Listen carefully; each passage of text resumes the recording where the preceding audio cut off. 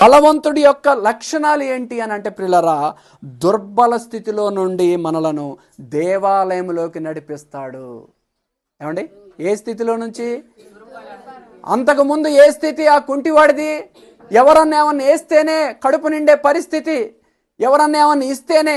ఒకవేళ ఒక రోజు పొద్దున వచ్చి 10 గంటలకి, మంచిగా నెలందరూ 10 గంటలకు వచ్చి కూర్చున్నాడు, సాయంత్రం 6 గంటల వరకు కూడా ఎవడు ₹1 వేయలే. ఆ రోజు ఏంటి వాడి పరిస్థితి?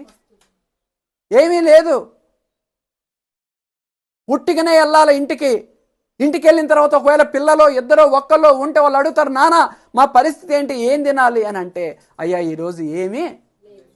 ఒకవేళ పనికి పోయేవాడికి ఒక భరోసా ఉంటుంది, ఖచ్చితంగా నాకు ఒక 700 వస్తాయని. ఏమండి, ఉంటుందా? ఉండదా? ఖచ్చితంగా ఉంటుంది. కానీ అడుక్కోవడానికి పోయేటోడికి ఏమన్నా భరోసా ఉంటుందా? పలానా ఆయన ఇస్తాడు, పలానా ఆమె ఇస్తుంది, ఖచ్చితంగా ఈరోజు నేను ఒక ₹500 ఇంటికి వస్తా అనే ఆలోచన ఏమైనా ఉంటుందా? చూడాలి నా వైపు. ఉంటుందా? ఉండదు. కానీ ఇతను చేస్తున్నది ఏంటి అంటే దుర్బల పరిస్థితి ఇది. ఎవరన్నా ఇస్తే కానీ, ఏమంటే అడుక్కునే వాళ్ళని అందరూ ప్రేమగా చూస్తారా?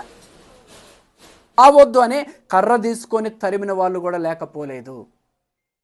ఇది ఏ పరిస్థితి అయ్యానంటే దుర్బలమైనటువంటి పరిస్థితి, దీనమైన పరిస్థితి, చీదరించుకునే పరిస్థితి. ఈ రోజున మనం ఆరాధిస్తున్న మన యేసయ్య ఎందుకు పుట్టాడయ్యా నడిబొడ్డున బలవంతుడుగానంటే నుంచి దేవాలయంలోనికి ఎక్కించడానికి వచ్చాడు ఆయన. గట్టిగా చప్పట్లు కొట్టి దేవుని నామాన్ని మహిమపడదాం. ఏ